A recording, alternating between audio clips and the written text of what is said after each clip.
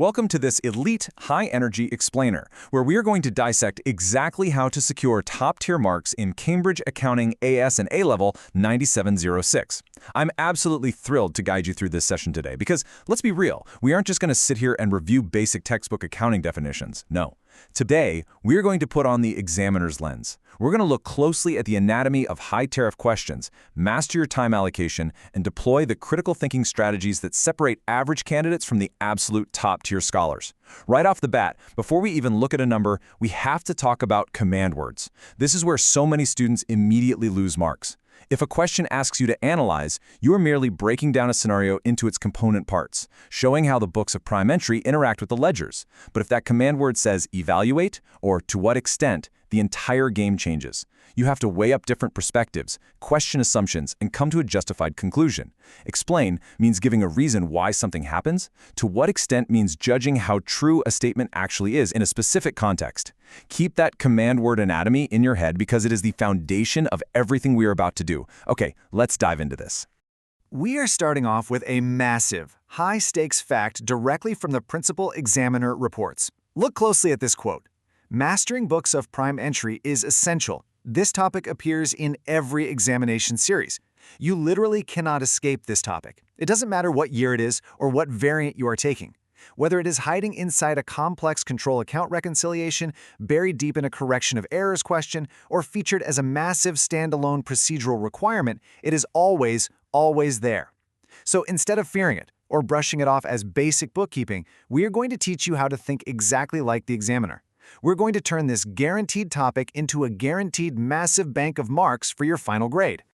Here is our roadmap for this explainer. First, core concepts and connections. Second, the procedural framework. Third, critical analysis. Fourth, top 3 examiner traps. And finally, the ultimate exam strategy recap. Section 1. Core concepts and connections. Let's build the theoretical architecture for books of prime entry. To really unpack this, I want to bring you into a recent session I had in our digital study suite with 2 of my top scholars. Let's call them Alex and Sam. Now, Alex is highly technical, an absolute machine when it comes to formulas and factual recall, but totally freezes up on open-ended evaluation questions. Sam, on the other hand, is a creative thinker, brilliant at forming arguments, but notoriously struggles with structural precision and time management. I gave them a massive, high-tariff problem, and the deconstruction debate was incredible. Looking at this exact slide, Alex immediately argued for the left side, isolated basic knowledge. Alex said, look, as long as I know how to format the sales, purchases, and returns journals, plus the cash book and general journal, I'll get the marks. But Sam countered, pointing to the right side, arguing for a broader conceptual perspective. Sam said, no, the examiner doesn't just want a list, they want cross-topic integration. And Sam hit the nail right on the head. If you want to unlock the highest marking bands, hitting assessment objectives AO1, AO2, and crucially AO3, you must realize that candidates who reference cross-topic connections achieve significantly higher marks. The examiner wants to see you connect a simple entry in the sales returns journal all the way through to its impact on the final accounts and the suspense account.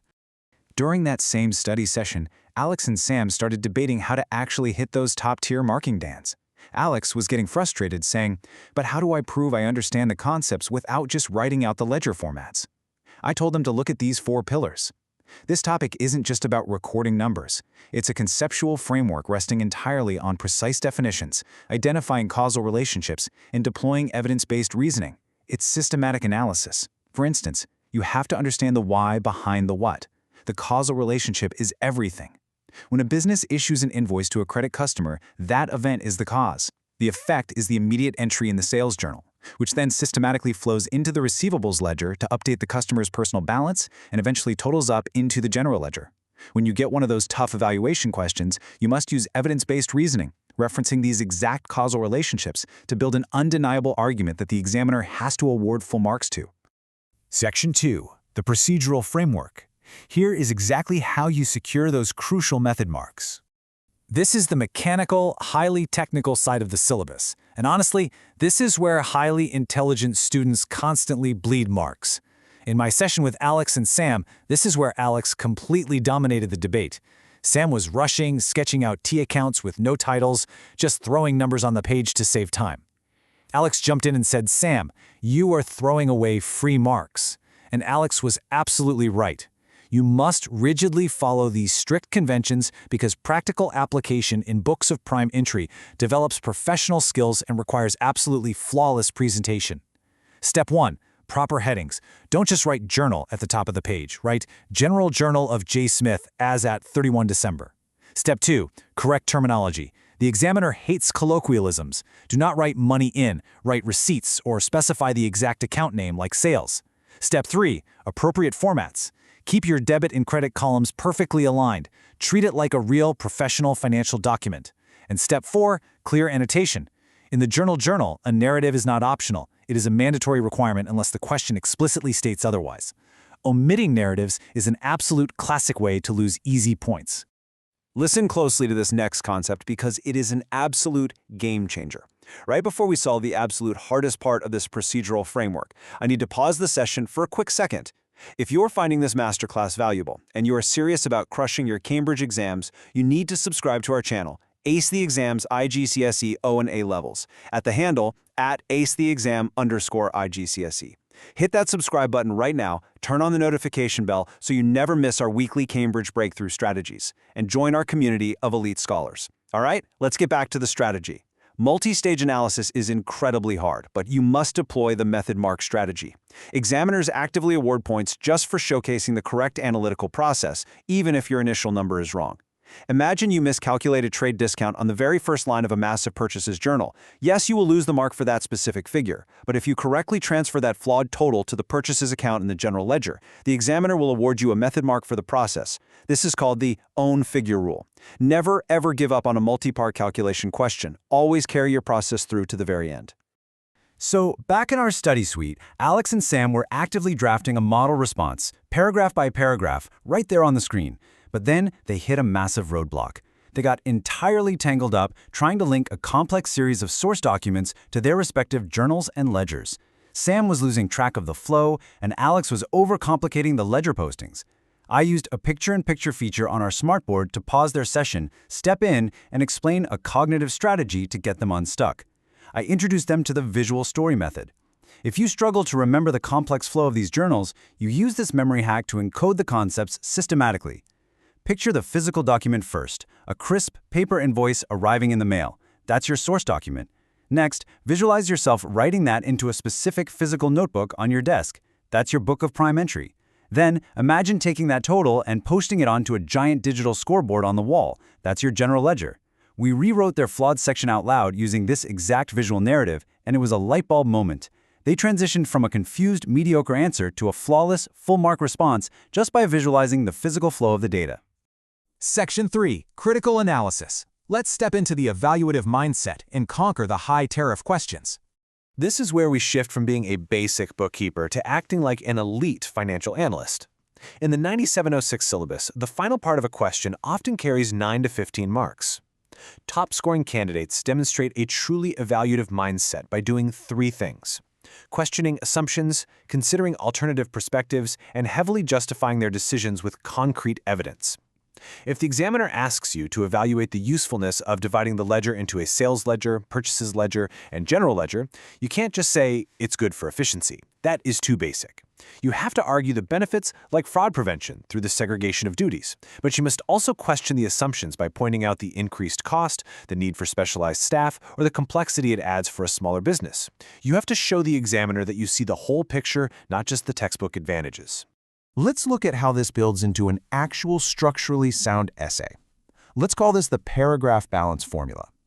When you are tasked with comparative analysis, perhaps comparing the cash book to the petty cash book, or evaluating manual versus computerized books of prime entry, you must map out similarities and differences. Look at row 2, connectives. Use comparative phrasing like whereas, conversely, or on the other hand. This acts as a giant neon sign to the examiner, signaling that you are actively weighing 2 sides. Row 3, support every single claim with evidence from the provided scenario. And finally, row 4, conclusions. You cannot just leave the arguments hanging. You must judge their relative importance and make a definitive concluding statement based on the context. Point, evidence, contrast, conclusion. Master this exact structure and you will dominate the high tariff questions. Section 4. Top 3 Examiner Traps. This is exactly where candidates consistently lose marks. Let's pivot to the spot the flaw mindset. We are going to do an immersive workshop segment right now. Imagine a complex data excerpt pops up on your screen. A business has a massive volume of small cash transactions, and you need to recommend a recording method. A 60-second visual countdown timer starts ticking in your head. What do? Most students panic and write the first thing that comes to mind, but according to actual principal examiner reports, there are exactly 3 major pitfalls that destroy student scores in this syllabus area when under time pressure. Let's look straight into the examiner's playbook and reveal these traps. Examiners constantly sound the alarm on these 3 things. Trap 1. Using the wrong approach for the context. This happens when a student stubbornly uses a general journal format when the stimulus explicitly mentioned a check payment, implicitly requiring a cash book entry. Trap 2. Forgetting to check format and presentation. We already discussed this: missing dates, missing narratives, messy columns. It shows a lack of professional care. But Trap 3 is the absolute score killer. Trap 3 is writing heavily generic answers that have absolutely nothing to do with the business in the question. Let's put this into practice with visual question number 2. I want you to spot the flaw. Imagine you are staring at a massive 12-mark question asking you to evaluate the implementation of a new computerized books of prime entry system for a specific struggling small retail business outlined in the prompt. The prompt mentions they have a very low budget and older staff who are intimidated by computers. Now, a student writes this answer. Computerized systems are much faster, they save a lot of time, but they can be hacked by outsiders. Look closely at that poorly written student answer and ask yourself, what are the massive errors sitting right in front of the examiner? Think about it. Did you spot the flaws? I am going to mentally highlight and annotate that student's answer for you right now. The answer mentions speed, time savings, and hacking. All of those are technically true textbook facts. But here is the ultimate flaw. It completely failed to link that theoretical knowledge directly to the specific stimulus material. As this examiner alert explicitly states, the classic mistake is providing generic answers not specific to the question context. If the prompt says the business has a low budget and older staff who struggle with technology, your answer must mention the severe training costs and the high likelihood of initial data entry errors by that specific staff during the transition. If you just list the generic pros and cons of computers without weaving in the scenario-specific data, the examiner will immediately cap your score at the lowest marking band. You absolutely must marry the theory to the context. Section 5, Ultimate Exam Strategy Recap. This is your master checklist. Let's synthesize this entire masterclass into 3 core memorable pillars that my scholars Alex and Sam walked away with. First, the 3-step question scan. Deconstruct the command word, extract the relevant stimulus data, and select your analytical framework. Second, the paragraph balance formula we discussed for evaluative essays. And third, the last 5 minutes review checklist, which is all about execution, verification, and terminology. Alex's biggest personal breakthrough today was realizing that isolated technical knowledge isn't enough. You need that cross-topic integration. Sam's breakthrough was finally embracing the strict procedural framework to stop throwing away free method marks. So, whether you're tackling a simple cash book entry or a 15-mark evaluation essay, run every single question through this exact 6-step cognitive filter. Systematically deconstruct, extract, select, execute, verify, and present. Crushing Cambridge exams requires a relentless, consistent strategy, and you have just taken a massive leap toward mastering the 9706 syllabus today. But the work definitely does not stop here. To keep building your elite exam skills, you need to hit that subscribe button for Ace the Exam's IGCE O and A levels at the handle @acetheexam_IGCSE. Turn on that notification bell right now so you never miss our future exam hacks and strategy breakdowns. I want to know exactly who is committed to excellence today, so leave a comment down below with your target grade. Claim it right now. Remember, the theoretical architecture and the evaluative mindset we built today only solidify when you put them into practice with real past papers. So, I leave you with this final, provocative thought. Which of the 3 major examiner traps are you going to actively hunt down and fix in your very next practice session? Get to work, and I will see you in the next explainer.